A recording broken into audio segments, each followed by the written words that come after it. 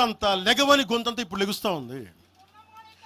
చెప్తున్నా, ఆ రోజు నేను గొంతు లేపాను, గుర్తుపెట్టుకోండి. చంపేస్తాం, రోడ్ల మీదకి వస్తే బెదిరిస్తాం అని చెప్పే నాయకుడు ఉన్నప్పుడు ఎదుర్కొన్నాం మేము. తుపాకీ ఇచ్చి వదిలేనంటే ప్రాణాలను వదిలేసి వచ్చాను రాజకీయాలు, గుర్తుపెట్టుకోండి. భయపడి కాదు. ఈ రోజున అదే చాలామంది కాంగ్రెస్ తెలంగాణ నాయకులు ఉన్నారు, రాజశేఖర రెడ్డి గారు ఉంటే తెలంగాణ వచ్చేది కాదని. అలాంటి తెలంగాణ కోసం, ప్రేమ కోసం మేము ఆ రోజు పోరాటం చేశాం. భీమరావు బాడ ఎవరిది? అక్కడ ఆంధ్ర వాళ్ళు ఉంటారు భీమరావు బాడలో. కాంగ్రెస్ పార్టీ భవన్, గాంధీ భవన్ పక్కన కూర్చొని ఎనెక్స్ చేస్తా, ఆక్యుపై చేస్తా ఉంటే ఇంకెక్కడ స్థలం లేదా అని ఎందుకు మాట్లాడతాం అట్లా మాట? మీరు బెదిరిస్తూ ఉంటే బెదిరిపోతామా మేము? ఇది ఒక్క కాంగ్రెస్ నాయకుల గురించి కాదు. రేవంత్ రెడ్డి గారు ఇప్పుడు వచ్చారు కాంగ్రెస్లోకి. ఇదే రేవంత్ రెడ్డి గారిని అఖిలపక్ష సమావేశానికి ఆయన పిలవలా. రేవంత్ రెడ్డి గారిని ఆయన టీడీపీ నాయకుడు అని చెప్పి ఆ రోజున అది మాకు తెలుసు. మరి ఆ రోజు కూర్చోబెట్టి ఆయన కూడా ఉన్నారు ఆ రోజున. ఎవరు ఎటు అవుతారు ఏమి తెలుసు మనకి? అసలు ఆ రోజు ఆయన జైల్లో పెట్టారు, ఇబ్బందులు పడ్డారు. అలాంటి ఆయన ముఖ్యమంత్రి అయ్యాడు. ఆయనకు మనస్ఫూర్తిగా శుభాకాంక్షలు తెలియజేశాం. ఈ ఎంటైర్ ఫియాస్కోలో ఆయన ప్రమేయం ఉందని నేను చెప్పట్లా, కేసీఆర్ గారి ప్రమేయం ఉందని చెప్పట్లా. కొద్దిమంది వాడుకుంటూ ఉన్నారు, వీళ్ళెవరి ప్రమేయం ఉందని నేను చెప్పట్లా. కానీ మీరు ఈ పార్టీల వెనక దాక్కొని, కొన్ని ముసుగుల వెనక దాక్కొని, సోషల్ మీడియా హ్యాండిల్స్ వెనక దాక్కొని చేస్తే పవన్ కళ్యాణ్ కానీ, జనసేన నాయకులు కానీ, జనసేన సాధకులు కానీ ఎవరు భయపడరు. మేము తిరుగుతాం, నిలబడతాం. అలాగే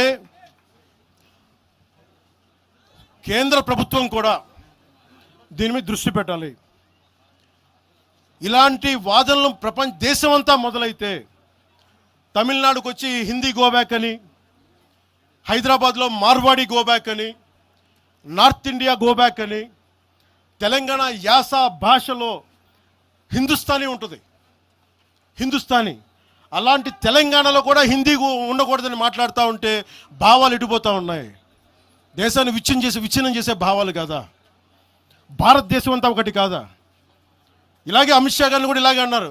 బెంగాల్కి వస్తే తరిమేస్తాం అని చెప్పారు టీఎంసీ నాయకులు మాట్లాడేది వేరు, ప్రజలు మాట్లాడేది వేరు. టీఎంసీ నాయకులు మాట్లాడితే ప్రజలు వాళ్ళని తగిలేశారు.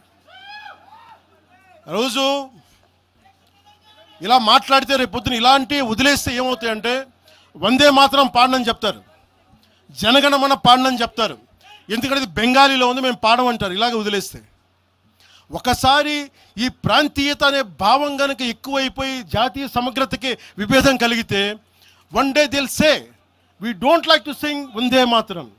One day they might say we don't like to sing Janaganamana because of this kind of mindset. This has to be addressed, this has to be corrected. ఇట్లాగే మాట్లాడారు, మీకేం పని అని. అమిత్ షా గారి గురించి మాట్లాడిన చదివి చెప్పా, జనగణమని మేము పాడతాం, మేము వందే మాత్రం మాట్లాడతాం, మేము బెంగాలీ అనుకోలే, మా భాష అనుకున్నాం, అది మా భారతదేశ భాష అనుకున్నాం. అలాంటిది తెలంగాణని ఇంకెంత గుండెల్లో పెట్టుకుంటాం, తెలంగాణ ఎంత లోపట్టుకుంటుంది, తెలంగాణ కోసం ఎంత చచ్చిపోతాం. నేను ఆంధ్రప్రదేశ్కి దృష్టి సారిస్తున్న ఒకటే, తెలంగాణకి యువత వలసలు తగ్గాలంటే ఆంధ్రప్రదేశ్లో యువతకు ఉద్యోగాలు అక్కడ రావాలి, తెలంగాణ యువతకి ఇక్కడ ఉద్యోగాలు. దానికోసం మా ప్రయత్నం. వలసలు ఆగాలి ఖచ్చితంగా. మీరు అనుకున్న నేను తెలుసా, మొత్తం అందరూ ఉన్న 100 ఉద్యోగాలకి 10,000 మంది కొట్టుకుంటే కనీసం దాంట్లో మొత్తం 10,000 మంది తెలంగాణ వాళ్ళు కావాలని నేను కోరుకుంటా ఉంటా. దానికోసం మా ప్రయత్నం. అందుకు నేను ఎప్పుడు దృష్టి సారించలా. కానీ కూర్చొని మమ్మల్ని బెదిరిస్తా ఉంటే మటుకు ఇక్కడితో దయచేసి ఇది ఆపండి. లేదా కూర్చోబెట్టి ప్రజలు కోరుకున్నప్పుడు, మా నాయకులు కోరుకున్నప్పుడు ఖచ్చితంగా తెలంగాణలో అవసరమైన ఆయన ప్రతి చోట తిరుగుతాం. దానికి భయపడమని తెలియజేసుకుంటున్నాను. నేను పారిపోలేదు సార్, చెప్పండి సార్.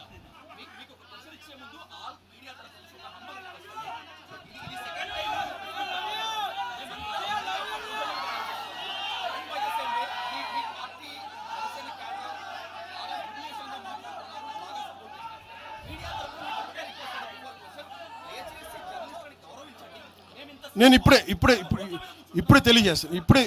నేను ఒకవేళ అలాంటి తప్పు జరిగి ఉంటే జనసేన తరపు నుంచి నేను ఇప్పుడే తెలియజేస్తున్నాను. జనసేన తరపు నుంచి అలాంటి తప్పు ఉంటే క్షమాపణ నేను చెప్తాను.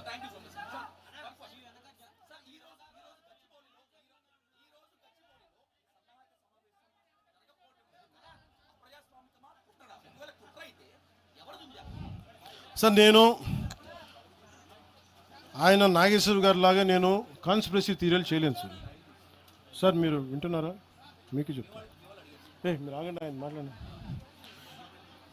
నేను విశ్లేషకులు చెప్పినట్టుగా ఒక వినని మాటల్ని నాకు ఎవరు చేశారు నాకేం తెలుసు సార్.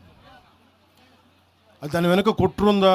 ఒక్కడైతే ఉంది, ఈ సభ జరగకూడదని అయితే ఉంది. అది ఎవరికి ఉంది ఏంటో నాకు నిజంగా నాకు తెలియదు. నేను దాని గురించి నిజంగా నేను బ్లేమ్ చేయనట్లా. కాకపోతే ఇది నా హక్కుని ప్రతిష్ఠిస్తున్నాను. ఖచ్చితంగా అప్రజాస్వామికం కదా. 2000 మందితో ఇన్ని పార్టీలు జరుగుతాయి, ఇన్ని కార్పొరేట్ పార్టీలు జరుగుతాయి. ఒకళ్ళు కూర్చోబెట్టి ఒక 2000 మంది కూర్చో సాధకులతో ఏ నష్టం చేస్తామండి? ఏ నష్టం చేస్తాం? ఆ రోజు 30 కోట్లు ఇచ్చినప్పుడు మనకి కొండగొట్ట ఆంజనేయ స్వామికి ఆ రోజు అసలు అలా విభజించే ఆలోచన ఉంటే అవన్నీ చేస్తామా? అలా రెచ్చగొడతామా? ఆ బాధ్యత లేదా? తెలంగాణ కాంగ్రెస్ నాయక సేట్ మ్యామ్ సేట్ మ్యామ్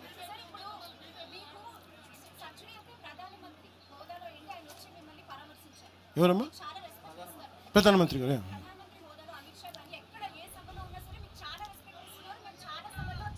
షూర్.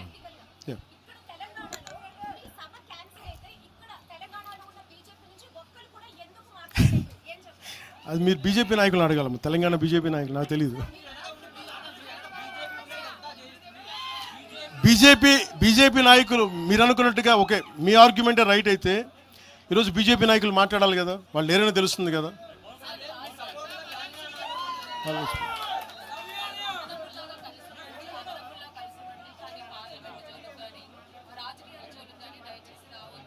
ఎవరంటారు?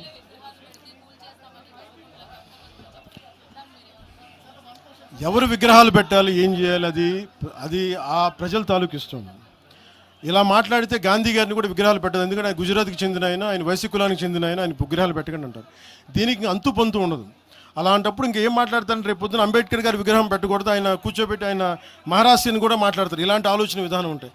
ఎవరు ఏ విగ్రహాలు పెట్టి, నా ఉద్దేశంలో నా కోరిక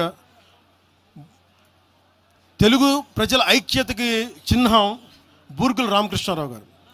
నేను కోరుకుంటుంది ఒక రోజున తెలంగాణ ఆంధ్రాని కలిపే హైవేకి బూర్గుల రామకృష్ణారావు గారు హైవేగా పెట్టాలి, ఆయన విగ్రహం పెట్టాలని నేనైతే ప్రతిపాదిస్తాను. మిగతా విగ్రహాల గురించి మీరు చెప్పండి sir. Let me address it sir.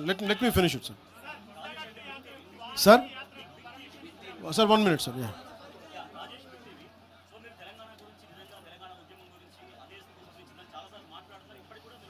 అవును సార్. చెప్పండి.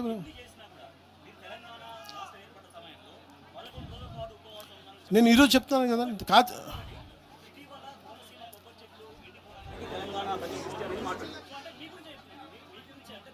దాని సమాధానం నాకు అర్థమైంది. నేను సమాధానం చెప్పమంటారా? బట్ సమాధానం చెప్పనా? మీరు చెప్పండి. You are a journalist, you must have read definitely political science. Telangana state division, was it done in the appropriate manner, or do you agree with it is within the no?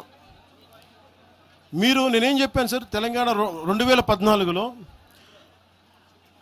వి హనుమంతరావు గారిలా కానీ జగ్గారెడ్డి గారిలా కానీ చాలామందిలా కూర్చొని మాట్లాడి ప్రేమతో విడిపోవచ్చు అని చెప్పాను. గొడవలు పడి కాదు. నేనేం చెప్పాను, పాలకులు వేరు, ప్రజలు వేరు.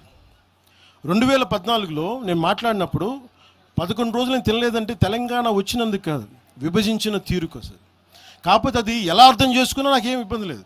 కాకపోతే ఇది నేను ఈ రోజున కూర్చోబెట్టి నేను అలా అనలేదు, నేను చెప్పను. నేను ఖచ్చితంగా కాంగ్రెస్ విభజన చేసిన విధానానికి అది నా కూర్చోబెట్టి నేను అది నా ఆవేదన. అది తెలంగాణ వచ్చినందుకు కాదు.